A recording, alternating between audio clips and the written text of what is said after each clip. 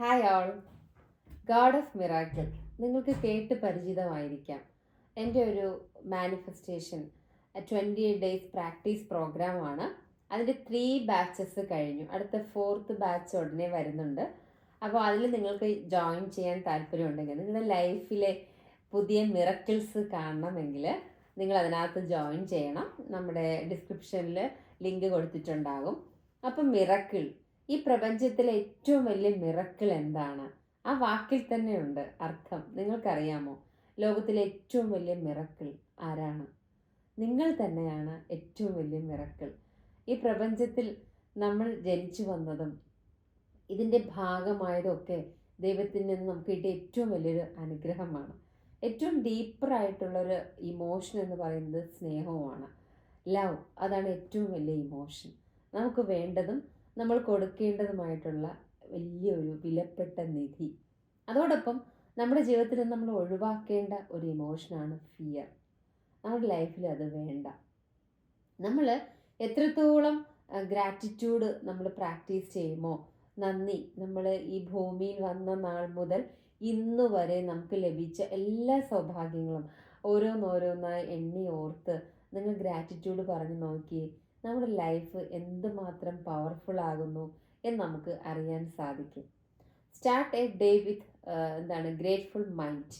നമ്മൾ രാവിലെ ഉണരുമ്പോൾ തന്നെ ഏറ്റവും സ്നേഹത്തോടെ നന്ദി പറഞ്ഞുകൊണ്ട് നമ്മുടെ ഡെയിലി ഡേ സ്റ്റാർട്ട് ചെയ്യാം. അതുപോലെ നമ്മൾ ലൈഫിലൂടെ കടന്നു പോകുന്ന സ്റ്റേജസ്, നമുക്ക് ഏറ്റവും ഇഷ്ടമുള്ള ലൈഫിലെ സ്റ്റേജ് എന്ന് പറയുമ്പോൾ കുട്ടിക്കാലമാണല്ലേ. ഏറ്റവും ഫണ്ണി ആയിട്ട്, ഒന്നും അറിയണ്ട, no worries, no tensions, only playful mode അല്ലേ, ഫുള്ളി ജോയ്. ആ ഒരു ടൈമിലാണ് നമ്മൾ നമ്മുടെ കുട്ടിക്കാലം കടന്നു പോകുന്നത്. കുറച്ചുകൂടി നമ്മുടെ യൂത്തിലേക്ക് വരുമ്പോൾ നമ്മുടെ എല്ലാ സ്വപ്നങ്ങൾ, നമ്മുടെ എല്ലാം ആഗ്രഹം വലിയ നമ്മുടെ എല്ലാ ആഗ്രഹങ്ങളും അങ്ങ് മാറും. വലിയ അടിപൊളി ലൈഫ് വേണം, നിറയെ പൈസ സമ്പാദിക്കണം, വലിയ കാറ് വാങ്ങണം, വലിയ ജോലി ഉണ്ടാകണം. ഇതൊക്കെയാണ് നമ്മുടെ യൂത്തിലെ അംബീഷൻ. അതിനുവേണ്ടി നമ്മൾ കുറേ വർക്ക് ചെയ്യുകയൊക്കെ ചെയ്യും. അത് കഴിഞ്ഞ് കുറച്ചുകൂടെയൊക്കെ ആകുമ്പോൾ ഒരു 30-40 ആകുമ്പോഴേക്കും നമ്മൾ ഇതൊക്കെ വിട്ടിട്ട് നമ്മുടെ ഹെൽത്തിലോട്ട് നമ്മൾ കോൺഷ്യസ് ആവും. നമ്മുടെ ആരോഗ്യം ആ സമയത്തായിരിക്കും. പല രോഗങ്ങളൊക്കെ സ്റ്റാർട്ട് ചെയ്യുന്നത് ആ ഒരു ഏജിലായിരിക്കും. അപ്പോൾ നമ്മുടെ ഹെൽത്തിനെ കുറിച്ച് നമ്മൾ കോൺഷ്യസ് ആവുകയും ജിമ്മിൽ പോകണം, ആക്ടിവിറ്റീസ് ചെയ്യണം, യോഗ ചെയ്യണം. അത് നമ്മുടെ ബോഡിക്ക് വേണ്ടി നമ്മൾ കുറച്ച് കോൺഷ്യസ് ആയിട്ട് എന്തെങ്കിലുമൊക്കെ ചെയ്യാൻ വേണ്ടി ശ്രമിക്കും. ഇനി കുറച്ചുകൂടെ ഒന്ന് പോയി നോക്കിയേ, കുറേ കൂടി കഴിഞ്ഞ് ഒരു 50-60 അല്ലെങ്കിൽ 70 കാലഘട്ടമൊക്കെ എത്തുമ്പോൾ അവരുടെയൊക്കെ ചിന്തകൾ എന്തായിരിക്കും അവരുടെ മനസ്സിലുള്ള അപ്പോഴുള്ള ചിന്ത എന്ന്. അവർക്ക് ഏറ്റവും വാല്യുബിളായിട്ട് അപ്പോൾ തോന്നുന്നത് ടൈമാണ് അല്ലേ, സമയം. നമ്മൾ ഇടയ്ക്ക് പറയാറുണ്ടല്ലോ അല്ലേ, ഇതും കടന്നു പോകും എന്ന് പറയും പോലെ ആ ടൈമാണ് അവിടെ ഏറ്റവും വാല്യുബിളായിട്ടുള്ള സമയം. ആ സമയം ചിലപ്പോൾ ജീവിതത്തിൽ അവരുടെ എൻഡ് സ്റ്റേജ് ആയിരിക്കും. അവർ മാക്സിമം അവരുടെ ലൈഫിൽ ചെയ്യേണ്ട കുറേ കാര്യങ്ങളൊക്കെ ചെയ്തു, അവരുടെ റെസ്പോൺസിബിലിറ്റീസ് എല്ലാം കംപ്ലീറ്റ് ആക്കി. ഇനി അവരുടെ ലൈഫിൻ്റെ എൻഡ് സ്റ്റേജിൽ നിൽക്കുകയാണ്. അപ്പോൾ ചിലപ്പോൾ മക്കളടുത്തുണ്ടാവില്ല, ആരും ഉണ്ടാവില്ല, ഒറ്റയ്ക്കാകുന്ന ആ ഒരു നിമിഷം. അപ്പോൾ അവർ ആഗ്രഹിക്കുന്നത് അല്ലെങ്കിൽ ലൈഫിൻ്റെ ഇപ്പോൾ നമുക്കൊരു ചാൻസ് വരികയാണ്, പെട്ടെന്ന് അല്ലെങ്കിൽ ഒരു 2 ദിവസം മുമ്പ് നമ്മൾ മരിച്ചു പോകും, നമുക്കൊരു ഇൻഫർമേഷൻ കിട്ടുകയാണ്, നമ്മൾ എന്തൊക്കെ ചെയ്യും? സോറി, നിങ്ങൾ വിഷമിപ്പിക്കാൻ വേണ്ടി പറയുന്നതല്ല. നമുക്കിങ്ങനെ ഒരു പെട്ടെന്നൊരു ന്യൂസ് കിട്ടും, ഒരു എമർജൻസി ആയിട്ട് ന്യൂസ് വരികയാണ്, 2 ദിവസം കൂടി നിങ്ങളുടെ ലൈഫുള്ളൂ, നിങ്ങൾക്ക് എന്തൊക്കെ ചെയ്യാൻ പറ്റും? നമ്മൾ എന്തൊക്കെ ചെയ്യൂലേ?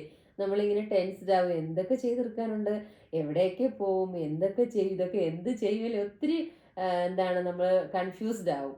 എന്നാൽ കുറേ ദിവസം അങ്ങനെ വരുമ്പോൾ, എന്നാൽ നമുക്ക് പെട്ടെന്ന് നമ്മുടെ ലൈഫ് എൻഡ് ചെയ്യാൻ പോവുകയാണ്, ഈ നിമിഷത്തിലെല്ലാം കഴിയാൻ പോവുകയാണ്. അപ്പോൾ നമ്മുടെ മനസ്സിൽ എന്തായിരിക്കും വരിക? എല്ലാവരുടെയും മനസ്സിൽ ഒറ്റ കാര്യമേ വരുള്ളൂ. എന്താ വരിക? നമ്മുടെ ഏറ്റവും പ്രിയപ്പെട്ടവർ നമ്മുടെ ചുറ്റും, നമ്മുടെ അടുത്തുണ്ടാകണമെന്നല്ലേ. അതാണ് നമ്മുടെ എല്ലാവരുടെയും ആഗ്രഹം. നമുക്ക് പ്രിയപ്പെട്ട കുറേ പേര് നമ്മൾ കണ്ടിട്ടുണ്ടാവും. ഈ വയസ്സായി പോകുന്ന കുറേ ആൾക്കാർ എന്ത് ചെയ്യും?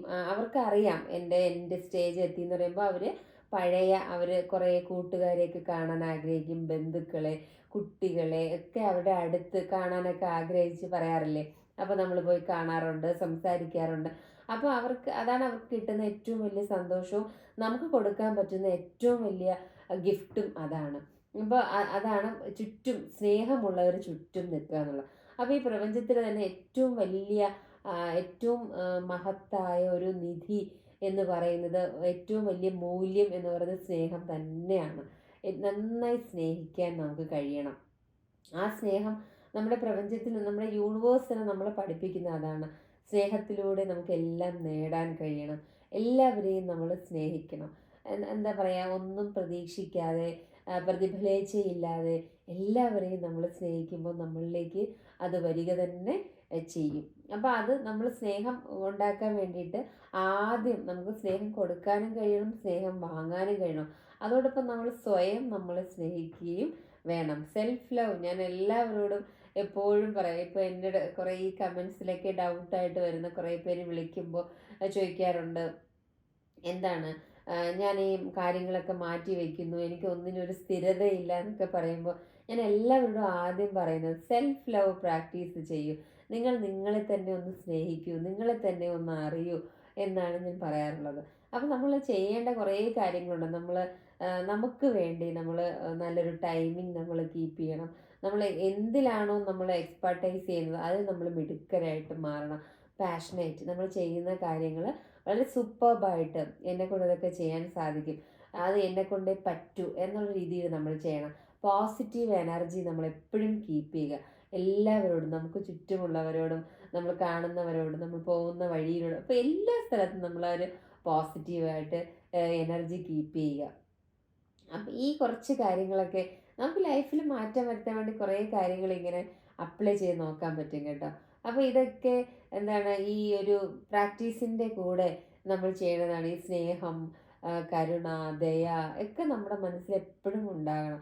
ഇതിനൊക്കെ വേണ്ടിയാണ് നമ്മൾ ഈ ഫർഗീവ്നെസ്, ഗ്രാറ്റിറ്റ്യൂഡ്, സെൽഫ് ലവ് ഒക്കെ പ്രാക്ടീസ് ചെയ്യണം. ഇതൊക്കെ നല്ല ടൂൾസാണ് നമ്മളെ തന്നെ ഡെവലപ്പ് ചെയ്യാൻ, നമ്മളിൽ തന്നെ മാറ്റം ഉണ്ടാക്കാൻ, നമ്മുടെ പേഴ്സണാലിറ്റി നമുക്ക് എങ്ങനെ തിരിച്ചറിയാം, ഇതിനൊക്കെ സഹായിക്കുന്ന കുറേ കാര്യങ്ങളാണ്. അപ്പോൾ ഇത് ഏറ്റവും വാല്യുബിളായിട്ട് നിങ്ങൾക്ക് ലൈഫിൽ പ്രയോജനപ്പെടും എന്ന് തന്നെയാണ് എനിക്കറിയാം.